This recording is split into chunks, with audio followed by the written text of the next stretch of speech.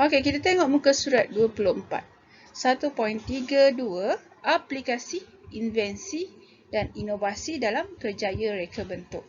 So, invensi dengan inovasi ni kita boleh terapkan dalam kerjaya individu dengan organisasi. Okey, sikap cepat berpuas hati dan tidak berminat terhadap perubahan akan merugikan bidang kerjaya atau perniagaan. So, kalau kita nak berjaya, kalau kita nak hasilkan satu nak dapatkan keuntungan daripada invensi dengan inovasi ni, so kita perlu elakkan daripada sikap cepat berpuas hati dan tidak berminat.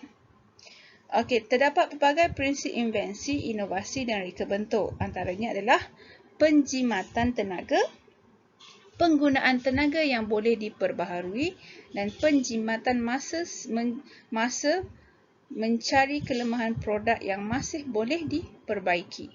Okey, kesepaduan dalam mengaplikasikan prinsip invensi, inovasi dan reka bentuk boleh membangunkan kerjaya atau perniagaan. Contohnya, pengeluar telefon pintar hanya perlu mengubah warna, fungsi, cara kendalian. Telefon jenama itu terus diminati di pasaran. Contoh, kita ambil contoh seperti telefon Samsung.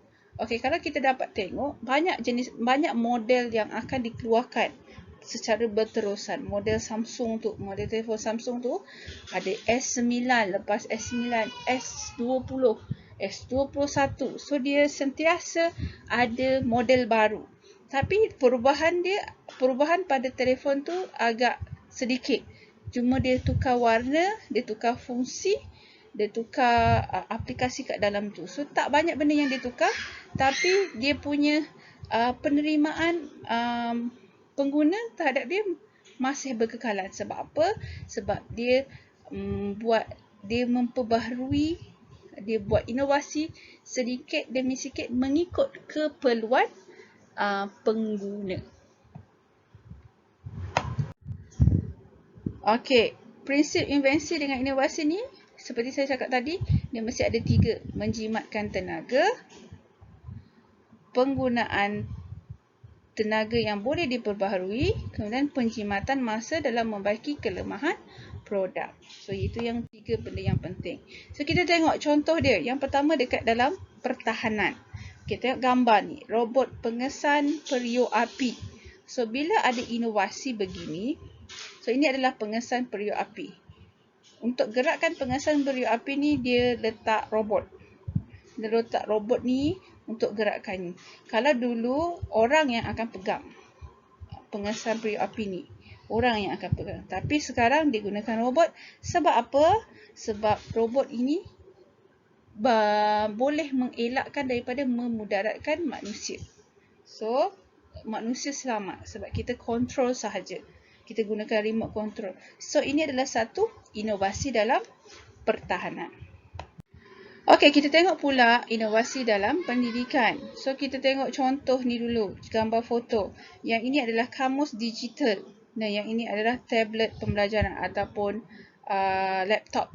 Okey, kamus digital. Kamus digital ni adalah pengganti kepada kamus biasa. Kalau awak mesti tahu kan, kamus tu selalunya akan tebal.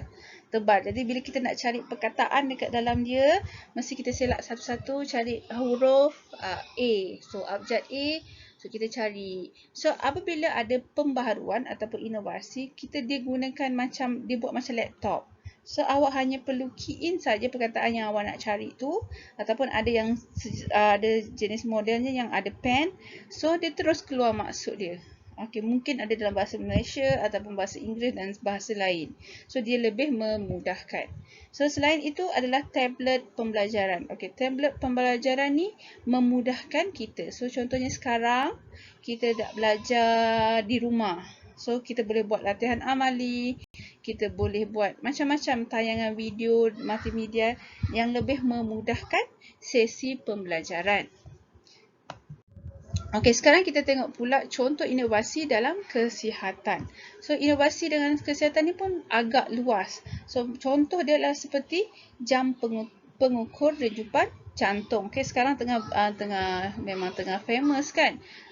Jam tu dia boleh ukur nadi awak. Kemudian ada yang boleh ukur berapa langkah yang awak dah lari. Kalau awak berlari, awak gunakan jam tu, dia boleh detect berapa langkah yang awak dah buat. Lepas tu dia boleh check pula kalori. So itu adalah satu inovasi dalam kesihatan. So ada jenis dia juga, pengukuran tekanan darah mudah alih, pelbagai jenis ubat-ubatan, peralatan pengukuran tahap kesihatan, jam pengukur degupan jantung. So ada pelbagai contoh inovasi yang ada pada masa sekarang.